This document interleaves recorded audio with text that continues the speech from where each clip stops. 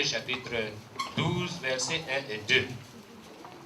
Nous donc aussi, puisque nous sommes environnés d'une si grande nuée de témoins, rejetons tout fardeau et le péché qui nous enveloppe si facilement et courons avec persévérance dans la carrière qui nous est ouverte, ayant les regards sur Jésus, le chef et le consommateur de la foi, qui, en vue de la joie qui lui était réservée, a souffert la croix, méprisé l'ignominie et s'est assis à la droite du trône de Dieu. Amen. L'auteur de l'Épître aux Hébreux écrivait à des Juifs convertis et qui avaient des problèmes à abandonner les lois juives. Donc ils étaient dans un dilemme. Que faut-il choisir? Christianisme ou judaïsme? Et dans ce dilemme-là, Paul leur écrit. Et Paul écrit en disant, au lieu de vous dire, voici ce qu'il faut choisir, je vais simplement comparer et vous pourrez à votre tour établir vous-même, faire la différence et vous pourrez choisir en connaissance de cause. Alors l'auteur compare et à la fin, il demande à ses auditeurs de conclure. C'est le principe du supérieur au meilleur. Les deux boulangeries. La première boulangerie écrit meilleur pain. Et la deuxième boulangerie qui était en face fait écrire supérieur au meilleur. Donc, c'est supérieur au meilleur. Le chapitre 1 et 2, pour l'apôtre Paul, parce que je crois que c'est Paul qui a écrit, il dit, eh bien, nous avons un meilleur messager. Avant, c'était les anges qui venaient annoncer. Et sur le mont du Sinaï, ce sont les anges qui sont venus annoncer la loi. Et Paul dit, maintenant nous avons un meilleur messager, c'est le Fils lui-même. Après avoir parlé par des anges et des hommes, maintenant Dieu a parlé par son Fils. Donc le Fils est le meilleur messager par rapport aux anges et par rapport aux hommes. Ensuite, il présente Jésus-Christ et dit il y a des apôtres qui ont parlé. Mais le meilleur des apôtres, c'est Jésus-Christ lui-même. Puis, il va comparer les prêtres. Il va dire, bon voilà, le prêtre, que ce soit Aaron, est issu de la tribu de Lévi. Mais le prêtre qui est Jésus-Christ, lui, il vient de Melchisédek, c'est-à-dire celui qui n'a ni commencement ni fin. Donc c'est le meilleur prêtre par rapport à la tribu de Lévi. Parce que, eh bien, la tribu de Lévi, c'est-à-dire le père fondateur de la tribu de Lévi, lui-même a payé ses dîmes à Melchisédek. Donc Jésus n'est pas de cet ordre physique-là, il est d'un autre ordre supérieur. Ensuite, il parle de l'alliance. Eh bien, dans l'Ancien Testament, il y a eu l'alliance.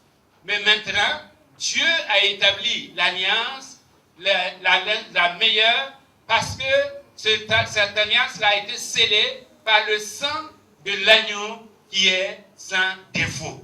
Avant, c'était le sang des animaux, mais aujourd'hui, c'est le sang de son Fils qui a scellé cette alliance. Donc, c'est la meilleure des alliances. Et ensuite, il parle du meilleur sacrifice. J'oublie les chapitres. Chapitre 3 à 4, meilleur apôtre. Chapitre 4 à 7, meilleur prêtre. Chapitre 8 à 9, meilleure alliance. Et chapitre 10 au chapitre 10.1 au chapitre 10.31, meilleur sacrifice. Parce que le sacrifice de Jésus-Christ est le meilleur des sacrifices. Parce que les autres sacrifices couvraient le péché. Mais le sacrifice de Jésus, le sang de Jésus, ôte tout péché. Que ce soit dans le passé, que ce soit dans le présent. Et puis au chapitre 10, verset 32, ou au chapitre 12, verset 39, c'est là qu'il parle de la meilleure voie. La meilleure voie. Alors, il les compare, comme je le disais, et il laisse ses auditeurs décider eux-mêmes. Par rapport à ce que j'ai dit, qu'est-ce que vous pensez? Quel est votre choix? Et certainement que, eh bien, ces gens, ces juifs convertis, vont choisir ce qui est meilleur. Ce qui est meilleur. Quelles sont les leçons que nous pouvons tirer de ce texte? D'abord, dans la vie chrétienne, nous avons un but. Paul montre que dans la vie chrétienne, nous avons un but. Puisqu'il est dit, courons. Ayant le regard sur Jésus, le chef de consommation de notre foi, courons, au verset 1, et courons avec persévérance dans la carrière qui nous est ouverte. Donc nous avons un but. Nous savons où nous allons. Celui qui ne sait pas où il va, c'est sûr qu'il n'ira nulle part. Il fera du surplace. Il va tourner en rond et il reviendra à la case départ. Le chrétien n'est pas un touriste qui sort chaque fois pour revenir à la case départ. Il y a des touristes. Ils quittent l'hôtel le matin, ils tournent et puis ils reviennent à l'hôtel le soir. Mais nous ne sommes pas de ces gens-là. Quand nous sommes sortis, nous sommes bien sortis. Et nous n'allons plus revenir. Ce n'est pas pour revenir, mais c'est pour justement courir dans la carrière qui nous a été tracée. Et pour atteindre notre but. Et notre but, c'est d'atteindre le ciel, là où Jésus-Christ a préparé des places pour chacun de nous. Le chrétien poursuit un but, c'est ressembler à Jésus-Christ sur la terre et résider avec Jésus-Christ dans le ciel. Amen. Ressembler à Jésus-Christ sur la terre et résider avec Jésus-Christ dans le ciel. Paul disait, oubliant ce qui est en arrière, je cours vers le but. Oubliant ce qui est en arrière, je cours vers le but. Celui qui regrette son passé est celui qui n'a pas d'objectif pour son avenir. Nous devons oublier ce qui est passé et courir vers le but qui nous a été tracé. Le deuxième point, c'est que dans la vie chrétienne, nous avons une inspiration. Et là, je voudrais peut-être m'attarder. Parce que Paul nous dit que nous avons une nuée de témoins. Nous avons une nuée de témoins. D'abord, la vie chrétienne, ce n'est pas une histoire individuelle, ce n'est pas une histoire solitaire, ce n'est pas une histoire isolée.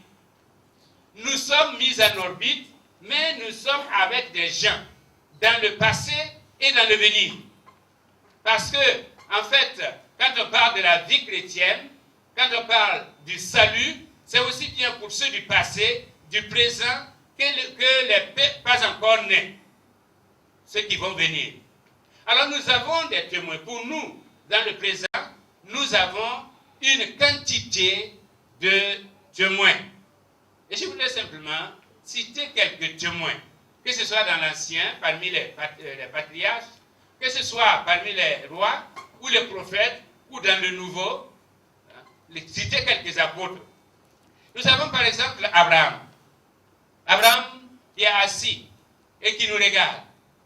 Et qui nous dit, dans la vie, il faut toujours persévérer.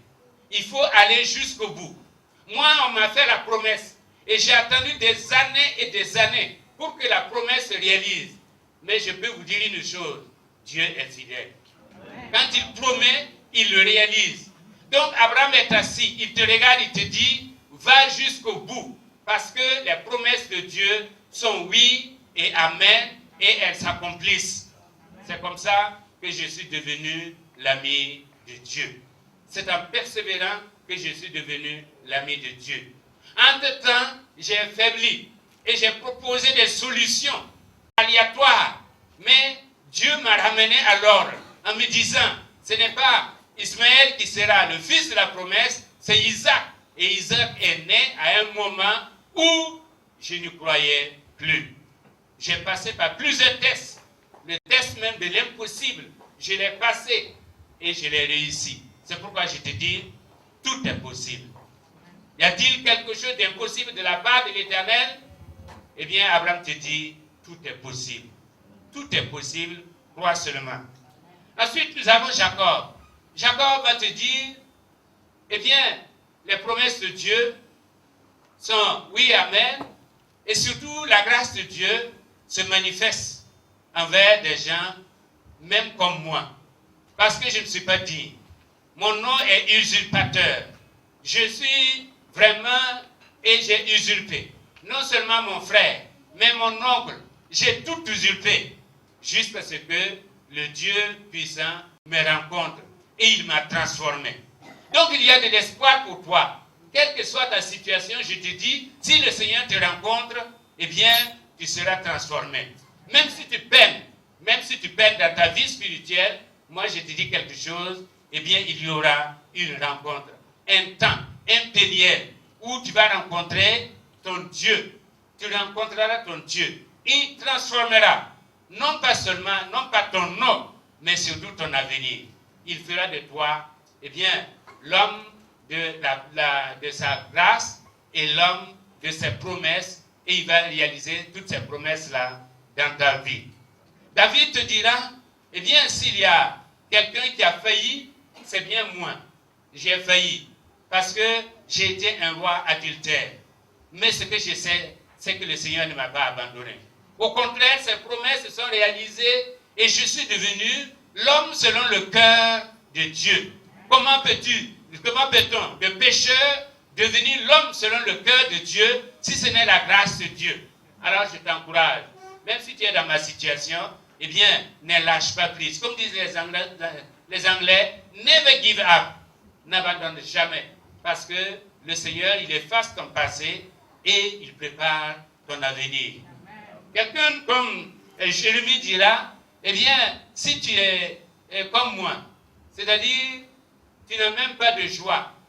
Parce qu'il était interdit à Jérémie de se marier.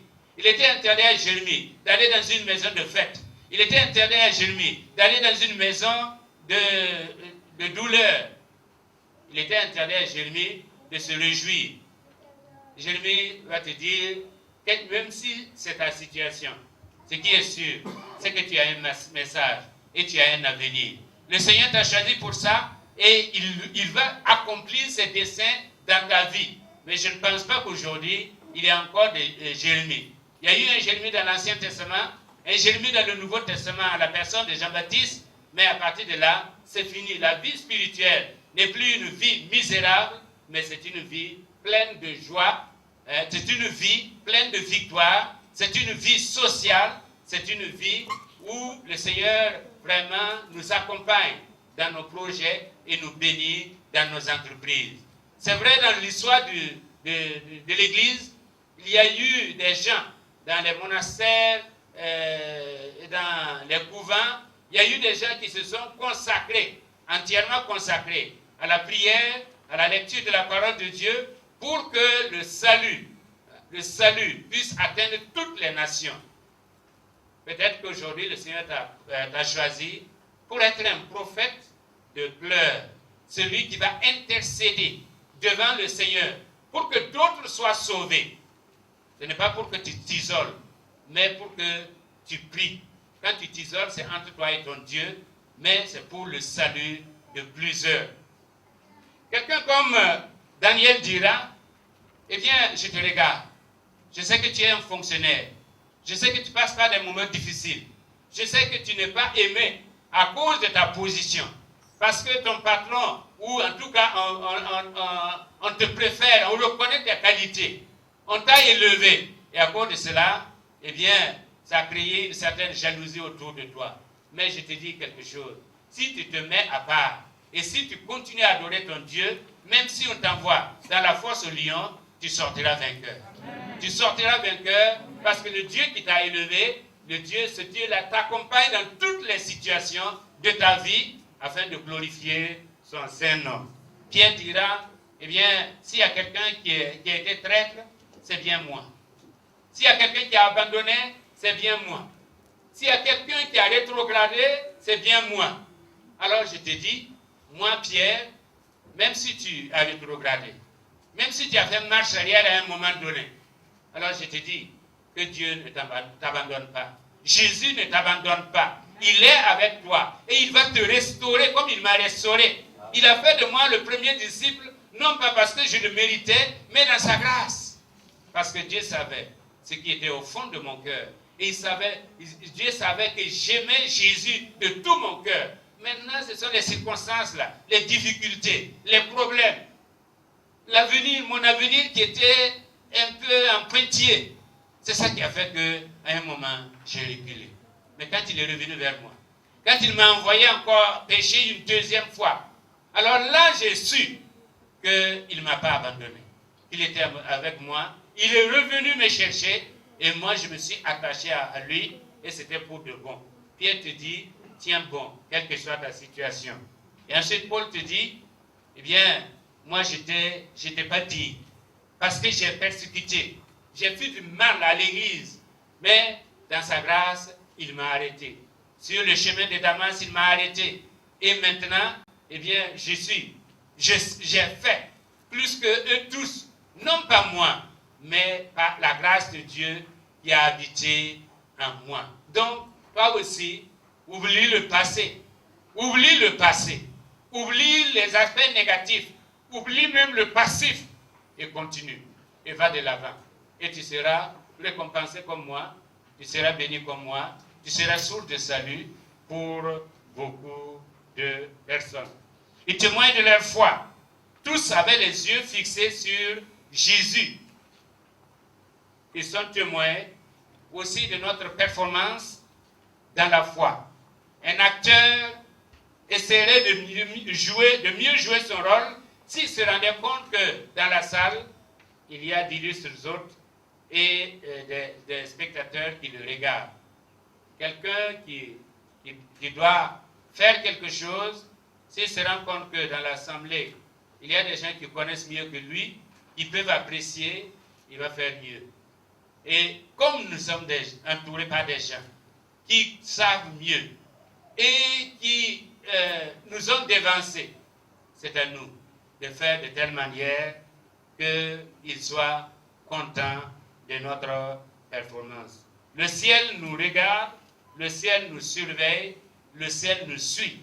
Nous n'avons pas droit à l'erreur parce qu'ils ont passé par là et nous n'avons aucune excuse. Dans la vie chrétienne, troisièmement, nous avons un handicap. Nos péchés constituent un handicap sérieux pour la course. Le mot employé est okos, c'est-à-dire une sorte de masse qui nous tire vers l'arrière au lieu de nous tirer vers l'avant. La fois dernière, j'ai parlé des habitudes, j'ai parlé de certains loisirs.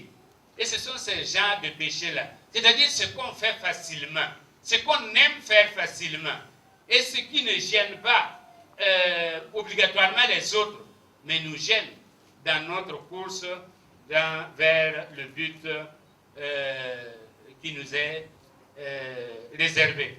Souvent, on entend dire que tel joueur ou tel athlète s'est mal produit parce qu'il était lourd ou il avait du plomb dans les ailes.